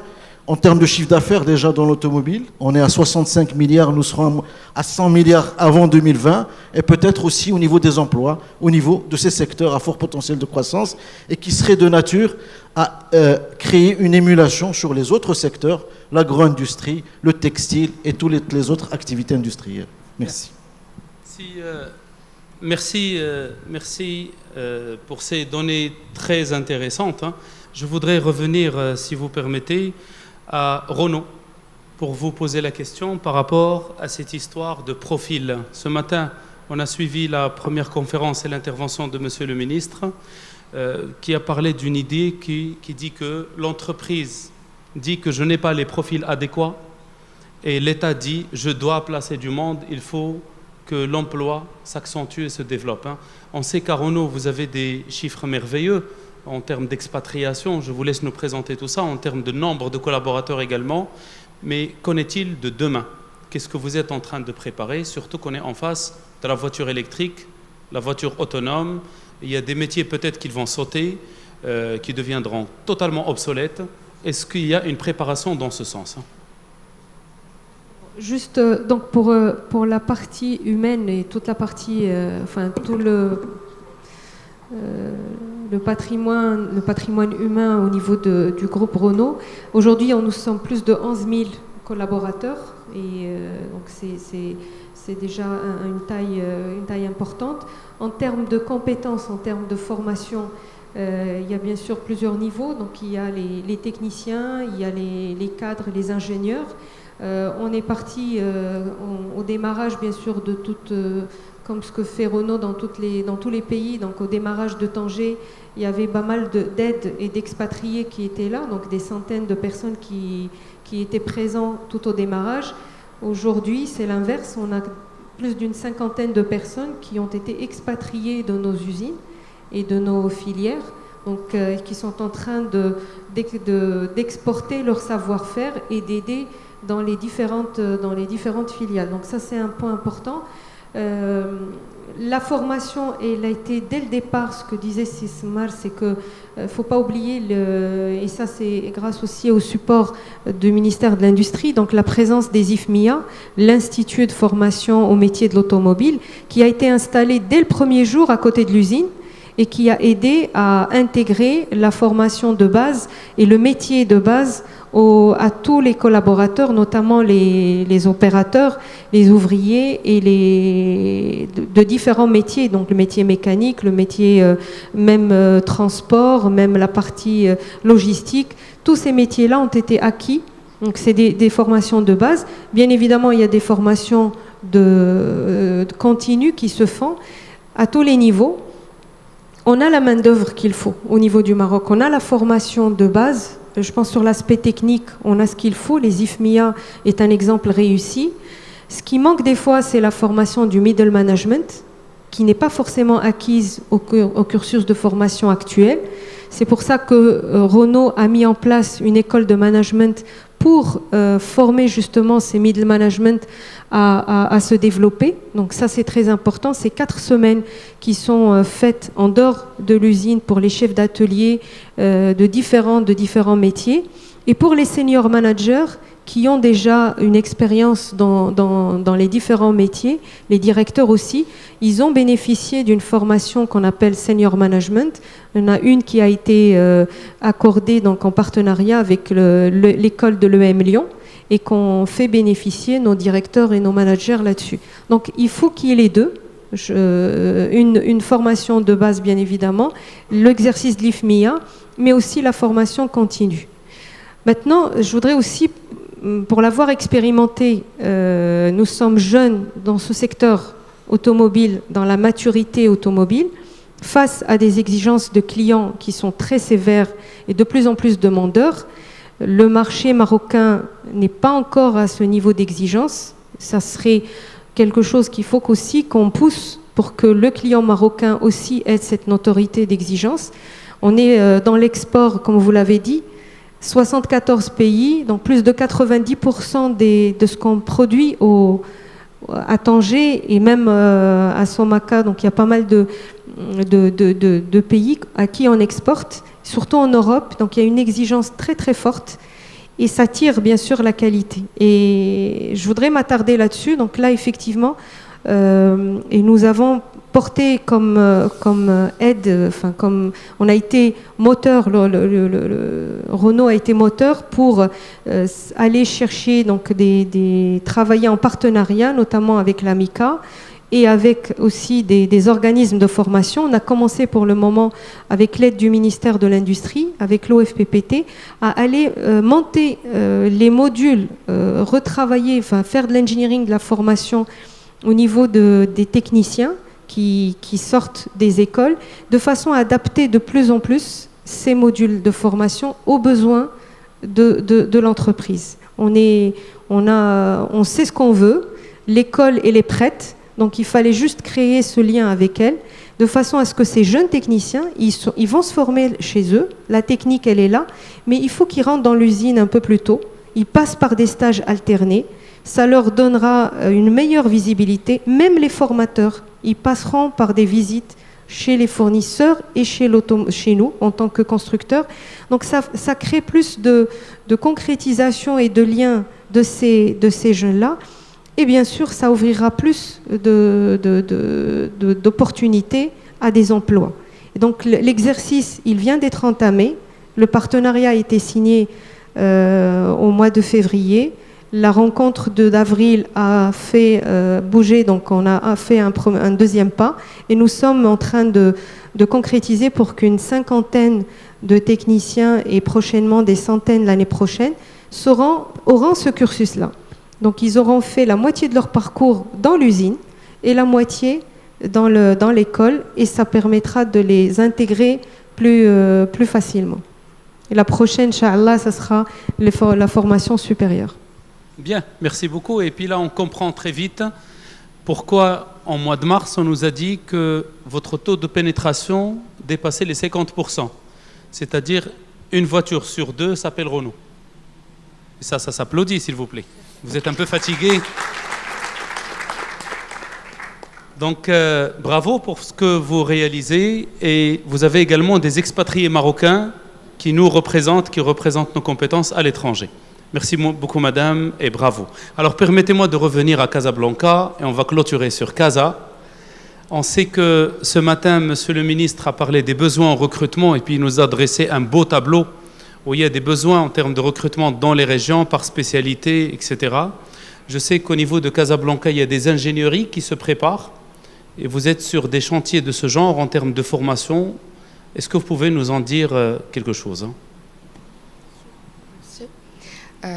Tout d'abord, avant de basculer vers le volet formation, effectivement, on est en présence de financeurs, d'aménageurs et d'opérateurs. Et je tiens à saluer l'initiative du FONSID, pilotée par la MCC, exécutée par la MCA et en partenariat avec le ministère de l'Industrie. Et effectivement, je salue également, nous saluons en tant que région le fait d'avoir les sites pilotes au niveau du territoire de la région. Et donc, effectivement, concernant la formation professionnelle et en termes d'insertion dans le marché d'emploi, dans le cadre des compétences propres des régions, on y retrouve donc justement la formation professionnelle, l'insertion dans le marché de l'emploi, le soutien aux entreprises. Et dans ce cadre, en tant que région Casablanca-Stat, nous avons lancé, d'ailleurs les études ont démarré, une qui porte sur la définition d'une offre régionale qui est dédiée à 6 cibles. Donc on y retrouve les grandes entreprises, les TPE, les PME, les auto-entrepreneurs, les entreprises, les entrepreneurs, mais aussi les investisseurs. Donc définir une offre régionale pour renforcer justement ces composantes du tissu économique. Donc il est prévu justement de se concerter avec l'ensemble des acteurs, voir quelles sont les actions qui ont toujours été déployées, mais surtout de mettre en place des focus group. Et c'est là où on aura besoin justement d'un feedback de l'ensemble des grandes entreprises, des PE, des startups, des entrepreneurs qui sont présents et qui opèrent au niveau de l'ensemble des territoires de la région. Donc nous sommes ouverts à ce que ces cibles soient partie prenante et impliquées dans la définition de l'offre de la région, et bien entendu en renforçant une de ces composantes de ce tissu économique, que ce soit une PME, une grande entreprise ou une TPE, ben justement on crée de l'emploi. Maintenant, dans un second temps, il y a également une étude qui a démarré concernant donc l'élaboration de mécanismes, encore une fois, pour retrouver cette adéquation tant recherchée entre la formation professionnelle et l'insertion, c'est-à-dire qu'on forme, certes, mais pour les insérer. Et encore une fois, l'objectif de cette étude, justement, c'est de recenser les besoins clés au niveau des secteurs porteurs, au niveau de la région. D'ailleurs, récemment, début mars, il y a eu la rencontre régionale de l'emploi-formation en guise de préparation des assises de l'emploi et formation au niveau central, mais en tant que région, avec l'ensemble des acteurs, que ce soit privés ou publics. Donc, on a essayé de recenser justement et de définir quels sont les besoins, et c'est un bon timing en tout cas pour notre étude, donc l'étude de la région, qui permettra justement de définir quels sont les besoins clés à horizon, donc sur une programmation triennale 2019, 2020, 2021, pour pouvoir se projeter sur un plan d'action concret et des projets contractualisés avec l'ensemble des acteurs, qu'ils soient publics ou privés ou investisseurs nationaux et étrangers. Merci. Merci beaucoup. Merci beaucoup, Hind. Et on va se projeter sur la salle et on donne la main. Tout à fait, c'est Mohamed Tazi. D'abord, remerciements, félicitations, c'est Mohamed Tazi, directeur associé chez LMS Group, pour avoir géré de main de maître ce panel. Merci à toutes ces interventions, à ces panélistes qui nous ont donné énormément d'enseignements. Maintenant, comme le suggère mon ami Mohamed Tazi, nous nous retournons vers la salle avec toujours questions, échanges, pour pour essayer d'arriver, Inch'Allah, vers la fin. N'oubliez pas de marquer sur vos agendas. Demain matin, bien sûr, on se retrouve ici à 9h, à la même adresse, dans cette salle, pour assister, bien sûr, aux 4 keynotes très, très importants, et également à une table ronde à laquelle je vous appelle véritablement nombreux de venir. La collaboration université-entreprise, levier incontournable de développement de l'emploi. Demain et demain, nous sommes encore aujourd'hui, et nous allons vivre en live aujourd'hui. Messieurs, dames, à vous la parole. J'ai déjà une question qui est déjà là. D'accord? Superbe. Allez-y, en toute liberté, c'est la visite d'Allah Hamdel Walidin. Shukran. Nous remercions ces hôtesses qui nous font le plaisir de nous accompagner chaque fois avec beaucoup d'humilité. Bravo, mademoiselle. Tabarakallah alik. 1, 2, 1, 2. C'est bon. Bonjour, je m'appelle Claude Meunier, je suis consultant chez Jet Contractor, Jet Alu. Nous avons réalisé plusieurs usines sur les zones industrielles de Kenitra en particulier, et nous avons un département de construction clé en main. Alors, clé en main, c'est-à-dire prendre le client, comme fait Medzet, du début jusqu'à la fin. Alors, souvent, on part de notre usine et on va par exemple à Kenitra. Le chemin est très très long. Et il est encore plus long de Kenitra arriver sur le site. Donc il faut occuper le client. On lui raconte des histoires, on le fait rigoler, etc. Alors quand c'est des Français, ça va. Mais quand c'est des Chinois et des Japonais, c'est pas très très facile. Alors, bon, évidemment, on ne peut pas raccourcir, on ne peut pas rapprocher la zone industrielle ou Kenitra. Mais quand après avoir visité la zone industrielle, il faut les emmener au restaurant. Alors rebelote, quand on leur a fait visiter le terrain, choisir, etc., donc il faut retourner à Kenitra et des fois retourner encore sur le site. Parce qu'il n'y a rien autour. Alors ça, c'est déjà le problème du client. Le deuxième, c'est les gens qui vont travailler sur les sites. Avez-vous pensé à la vie qu'ils vont avoir dans la zone industrielle? Je vous jure, c'est pas Euro Disney. Moi, j'ai parcouru, j'ai discuté avec des ouvriers et tout. Excusez-moi du terme, ils s'emmerdent en dehors du travail. Donc il faut absolument mettre des choses qui leur donnent envie de rester. Pourquoi? Vous allez les recruter, vous allez les former. Au bout de 3 mois, ils en ont marre. Ils s'en vont, il n'y a rien à faire. Parce qu'il n'y a pas que le travail, il y a le reste. Donc s'il vous plaît, pensez à ça, parce que c'est des clients que nous posent les clients, les questions que nous posent les clients. Et il faut vraiment trouver des solutions pour garder ces gens-là. Merci pour votre contribution. Alors, si j'ai bien compris, c'est créer des Disneyland à Kenitra. J'irai avec grand plaisir, sans aucun souci. D'accord? C'est magnifique. Non, mais c'est vrai, il faut créer de la vie autour de ces zones industrielles. Première question, sans aucun souci. Deuxième question, troisième question, quatrième question et 5e question. Et madame, bien sûr. D'accord. Monsieur, s'il vous plaît. Merci beaucoup. Moi, j'ai bien entendu en fait beaucoup de projets autour de la zone industrielle. La première question serait comment on arrive à évaluer ces projets, puisqu'on fait des annonces et puis par la suite il y a beaucoup d'emplois qu'on va vouloir insérer. Alors comment on arriverait à créer une évaluation autour de ces projets-là? La deuxième, en fait, j'ai noté qu'il y avait assez de maîtrise ou de qualification de ressources autour de ces projets. Est-ce qu'aujourd'hui on en connaît un vivier? Est-ce qu'il y a des viviers qui sont définis où on peut chercher ces ressources? Et la troisième question, qui me paraît en fait, à travers ce qu'elle a avancé madame de la qualité, c'est énorme. On fait des projets, on veut contrôler, et à un moment donné, quelle est l'entité à mettre en place? Est-ce que c'est nous en interne, ou plutôt faire initier une première diligence? Voilà, merci beaucoup. Merci. Évaluation des projets, vivier ressources, ce sont les 2 éléments supplémentaires pour pouvoir. Oui, monsieur, s'il vous plaît. السلام عليكم. اسمحوا لي انا غادي نتكلم بالعربيه او ما كاين حتى شي مشكل الاستاذ، اللغه الا اداه تواصل يتفاهمنا بيناتنا، ما كاين حتى مشكل. نمثل المجتمع المغربي وتنمثل الجاليه المغربيه في امريكا، في دول الخليج، في روسيا، فين قريت.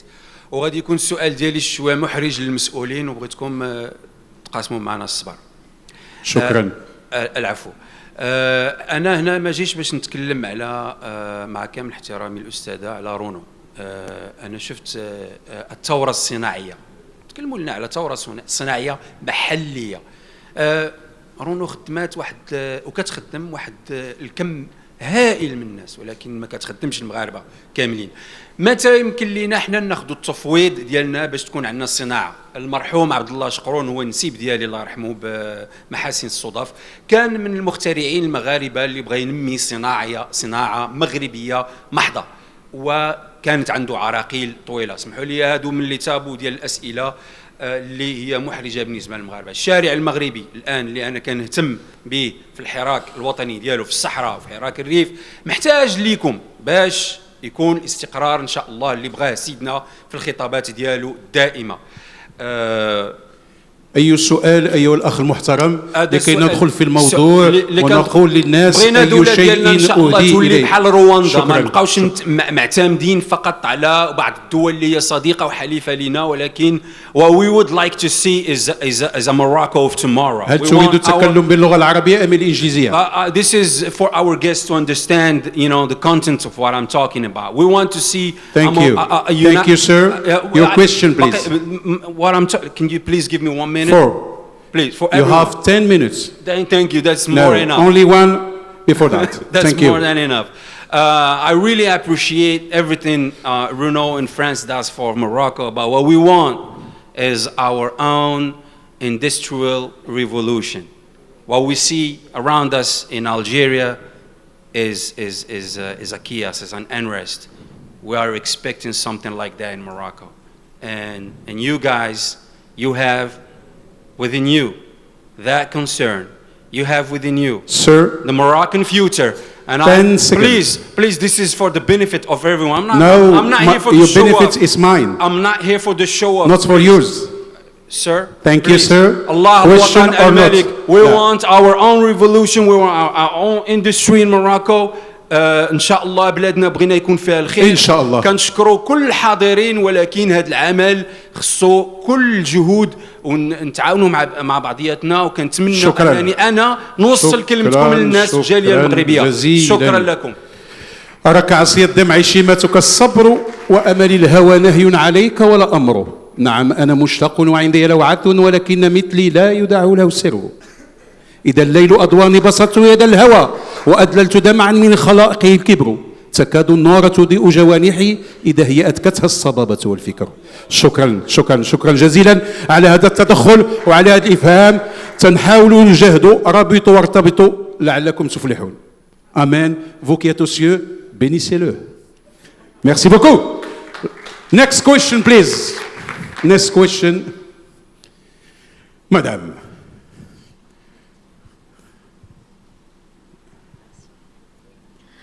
Bonjour, je suis étudiante de Mondiapolis. Ah, c'est vous qu'on cherche, madame. Voilà. L'avenir. Merci. والاسم العزيز Khadija Hayawi. مرحبا. Je vous remercie d'avoir accueilli des étudiants dans la 3e édition du Meeting Day. Ma question concernant les étudiants est comment on va réduire la marge entre le monde professionnel et académique. Du coup, mon université est en train d'introduire l'alternance. On est à Nouasser, du coup, on est dans la procédure de faire des alternances avec le monde aéronautique, avec Bombardier premièrement. J'aimerais bien savoir comment ça se passe pour le monde automatique et comment on va introduire le système alternance dans Renault par exemple ou d'autres entreprises au Maroc. Comme ça, on va avoir des mains qualifiées et des profils qualifiés. Merci. Merci Madame Khadija de Mondiapolis, étudiante.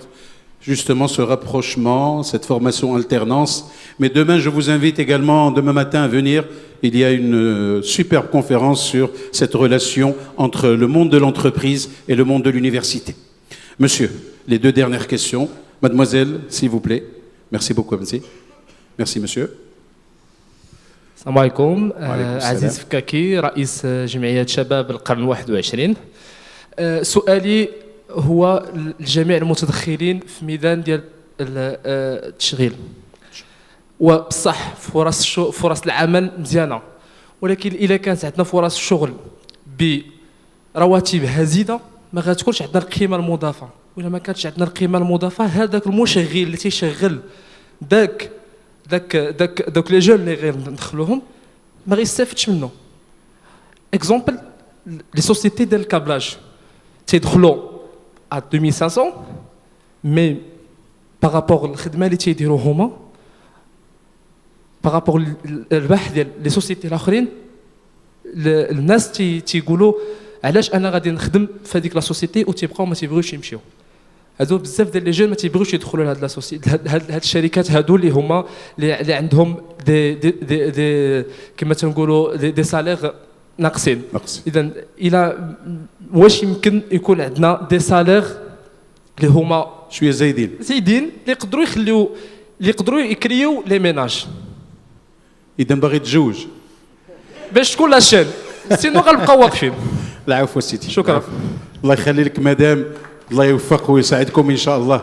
Super. Donc le problème, la problématique des salaires est un élément. Peut-être la dernière question avec ton aimable permission, c'est Mohamed Sazi. Super.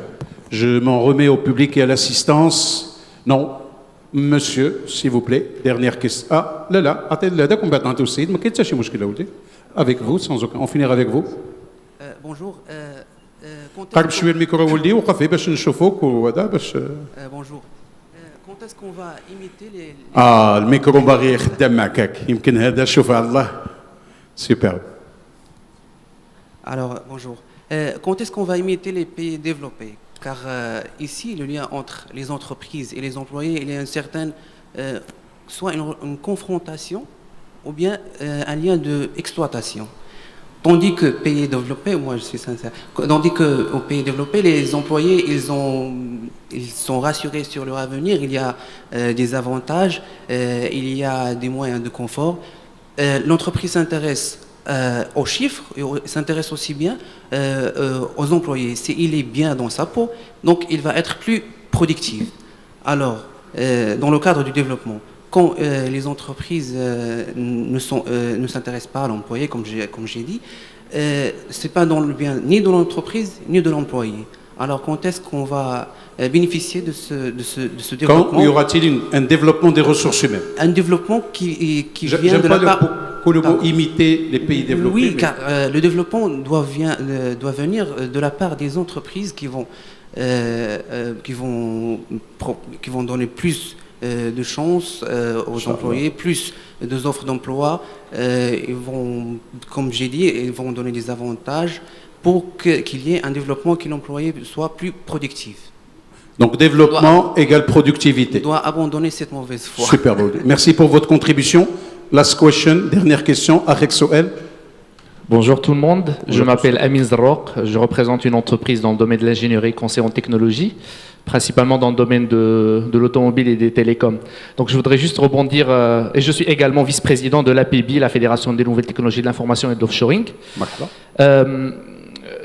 Un complément d'information, M. Smar, il a parlé de cette valeur ajoutée dans le domaine de l'ingénierie, notamment dans le secteur automobile, à Kazan Irshore. C'est pas Kazan Irshore. Aujourd'hui, je dirige une entreprise où il y a 700 ingénieurs, dans plus de la moitié dans le domaine de l'ingénierie automobile, et qui est sur Rabat Technopolis, mais également à Fez Shore. Donc Fez héberge des activités d'ingénierie dans le domaine de l'automobile avec des grands noms, des BMW, des Audi, des Bombardier également. Donc ça existe, juste pour votre information. Et justement, étant donné que je suis un peu... c'est un sujet qui me tient particulièrement à cœur, la région. J'ai vu qu'il y a quand même... On ne parle pas assez de la région. On parle de Casablanca, on parle de Tanger. Mais justement, dans cette belle dynamique que connaît le Maroc de la régionalisation, je pense qu'il faut à chaque fois rappeler, parce que ce n'est pas un réflexe naturel, rappeler la région et dire que dans la région, il y a la possibilité de faire des choses aussi intéressantes que dans la métropole Casa, Tanger et Rabat. Donc peut-être, puisqu'il faut poser une question, je vais y aller. Je m'adresse au MCA. Est-ce que dans ce beau projet de FONSID, est-ce qu'il y a une sorte dans votre évaluation, je dirais, de discrimination positive des régions? Est-ce que dans le système de notation, vous avez quelque part le moyen de privilégier la régionalisation pour ne pas tout mettre et concentrer sur l'axe Casa, Rabat et Tanger? Merci. Merci de votre contribution. Plusieurs interpellations, c'est Mohamed, la compétitivité, la formation, l'alternance, mais également un certain nombre d'éléments. Je te redonne la main pour que nous puissions gérer pendant une quinzaine de minutes maximum ces échanges et pour répondre convenablement bien à notre honorable audience qui nous fait le plaisir et l'honneur d'être avec nous. Merci. Merci Sisté. Je vous remercie de vos questions très pertinentes qui vont certainement enrichir le débat. Et j'ai noté quelques-unes en les regroupant parfois. L'aménagement local et la vie dans la zone industrielle. C'était la première question. Et je m'adresse tout de suite à Sismar et par la suite je donnerai la parole à Ayoub. Comment aujourd'hui, je reformule autrement, comment on peut donner vie à une vie industrielle? Bon, alors, déjà au niveau de la conception, la conception des projets se fait dans une logique globale d'aménagement du territoire. On sait qu'un investisseur, quand il doit prendre la décision de concrétiser un investissement, il s'intéresse à certains prérequis pour scorer le territoire. Mais sur une couche supérieure, quand il voit que son projet va être rentable là où il a projeté de le faire, il s'intéresse à une deuxième couche, qui est également un élément déterminant de sa prise de décision de s'installer dans tel territoire. Cette couche supérieure, c'est un petit peu l'ancrage sur l'environnement urbain ou périurbain, en termes d'offres résidentielles, en termes d'équipements socioculturels, en termes de formation pour la scolarisation de ses enfants. Il a besoin d'aller au cinéma, de pouvoir vivre justement. Nous sommes aménageurs, développeurs de zones d'activité. Donc dans la conception, on est dans cette logique globale d'aménagement du territoire et on essaie de lobbyer à travers tous les partenaires. Nous sommes adossés à un groupe qui est la CDG et donc on a essayé de pousser pour qu'une offre résidentielle soit faite pas loin de là où nous avons Kenitra par exemple, puisque vous l'avez cité, du côté de Sidi Ihya. On a lancé une étude pour essayer de définir l'offre à mettre en place en fonction de l'évolution des entreprises. Au début, c'est des salariés qui ne sont pas titularisés. Ensuite, ils sont titularisés, donc ils peuvent acheter. Au début, ils ne peuvent pas acheter, ils peuvent que louer, ainsi de suite. Et on a présenté un petit peu cette offre, cette étude, et ces orientations aux filiales du groupe. Et quelques acteurs privés ont démarré l'installation de projets résidentiels au niveau de Sidi Ihya.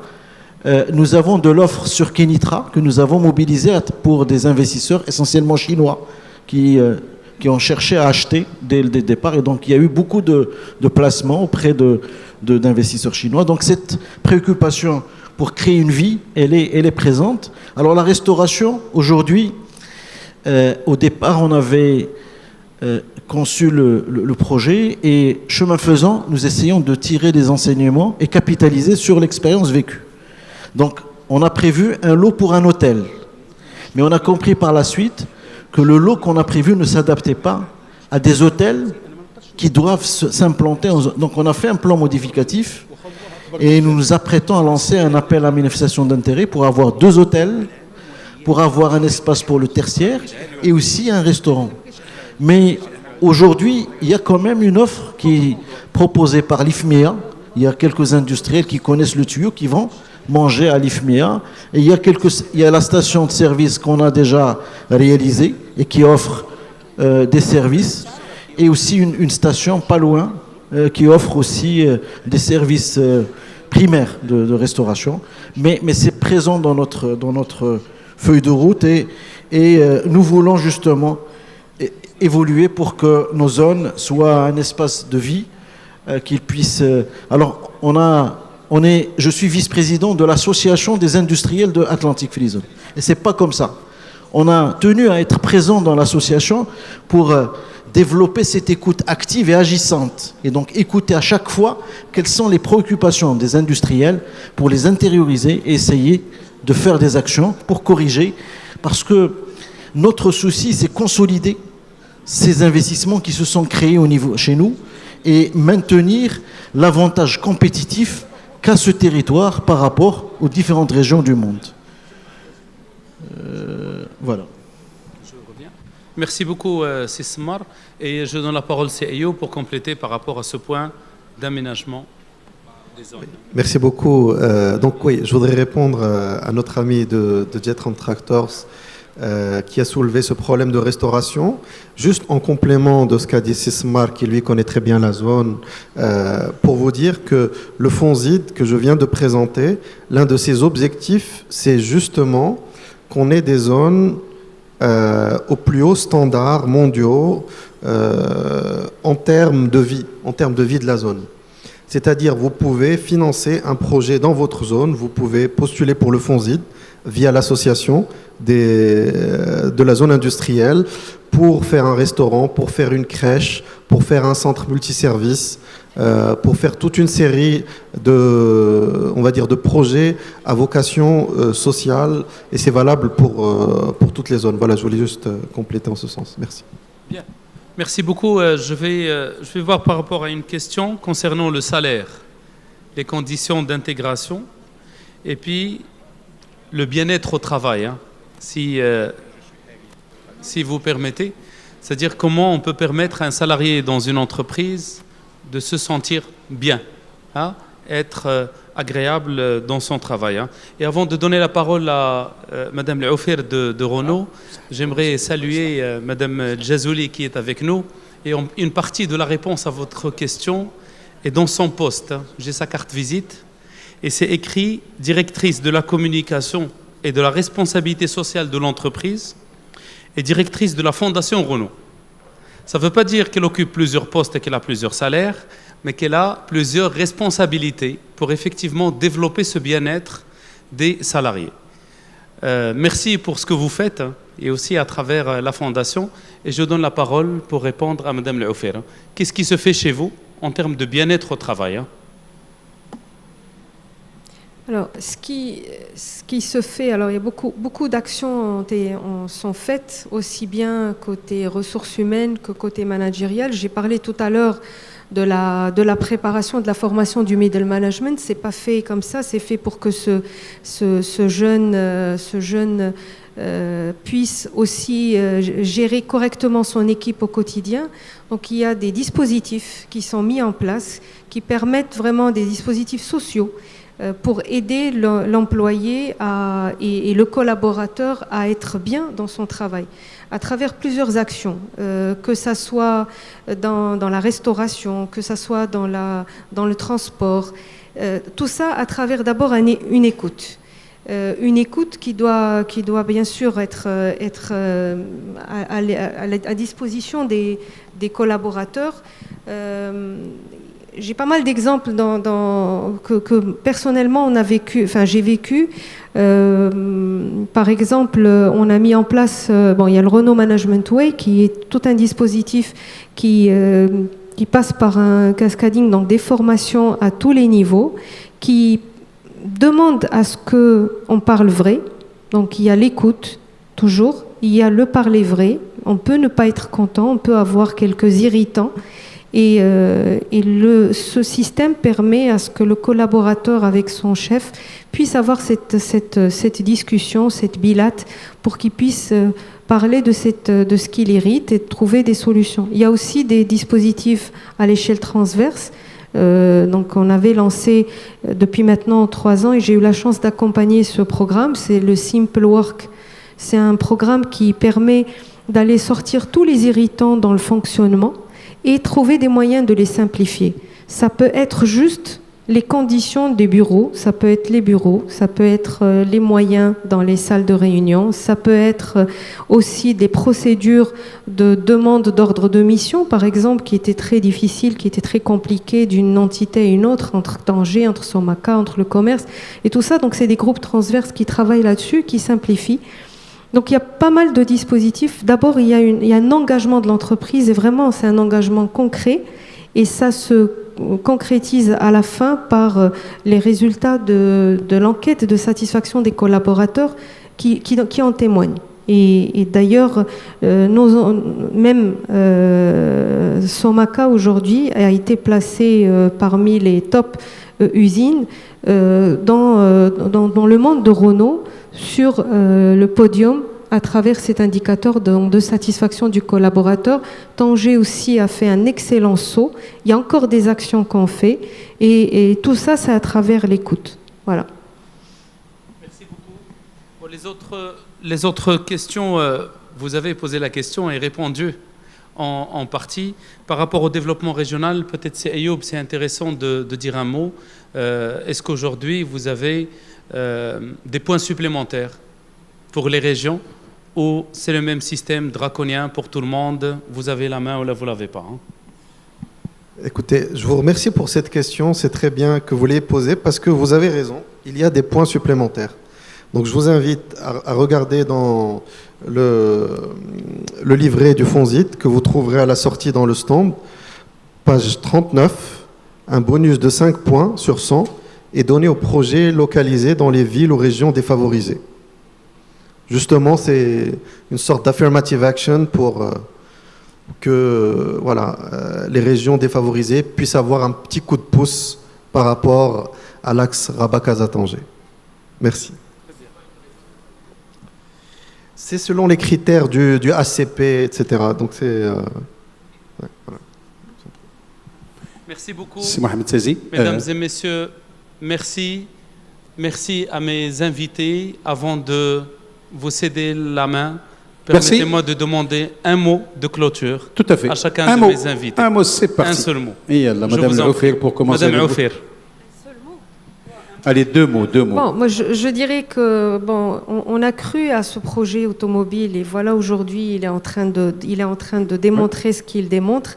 Il faut aussi concrétiser d'autres projets, mais en tout cas l'exercice où ces projets-là a réussi, il n'y a pas de raison que d'autres projets ne réussissent pas. Il suffit de le vouloir et d'avoir toutes les infrastructures autour. Certainement une best practice à peut-être cloner ailleurs, pourquoi pas. C'est ce marque. Bon, pour MedZ, nous ambitionnons que nos zones continuent à attirer davantage d'investissements créateurs de valeur et d'emplois. Et notre préoccupation quotidienne est de faire en sorte à ce que ces zones puissent être dans des dynamiques inclusives, qu'ils aient toute l'immunité et être inclusives par rapport aux changements conjoncturels et qu'elles puissent évoluer dans une logique de développement durable. C'est un petit peu notre préoccupation. Merci. Merci beaucoup, c'est Ayoub. Oui, moi, je voudrais juste vous dire qu'il reste 2 mois pour postuler au FONSIT. S'il vous plaît, c'est assez simple de le faire. Il faut aller sur le site du FONSIT, fonsit.ma, passer le test d'éligibilité et remplir le dossier. Il reste 2 mois. On a des consultants qui peuvent vous aider. Voilà, vous pouvez nous contacter par la hotline. Mais s'il vous plaît, il y a vraiment de l'argent qui est mis sur la table par le gouvernement américain, par le gouvernement marocain pour mettre à niveau les zones industrielles du Maroc. S'il vous plaît, profitez-en. Merci. Il n'y a pas plus que ça. Hein. Je ne vous dirai pas, il reste combien, c'est Ayoub. Vous leur direz tout à l'heure. Moi, je souhaiterais remercier les organisateurs de cette 3e édition. C'est aussi grâce à ce type d'événement qu'on se retrouve dans ce panel. Merci à mesdames et messieurs avec qui j'ai partagé ce panel pour échanger et partager justement ce savoir et ces débats. Et aussi, moi, ce que je souhaiterais rajouter, s'il y a des TPE, des entrepreneurs, des start-up, des chefs, des patrons d'entreprise, nous sommes ouverts en tant que région Casablanca-Est. Nous souhaitons que vous venez vers nous, notamment pour la définition de l'offre qui est dédiée à vous, à ces cibles. Merci. Mohamed Sazi. Merci à mes invités. Merci à Maroc Industrie qui nous a invités. Et merci à vous, cher auditoire. À la prochaine.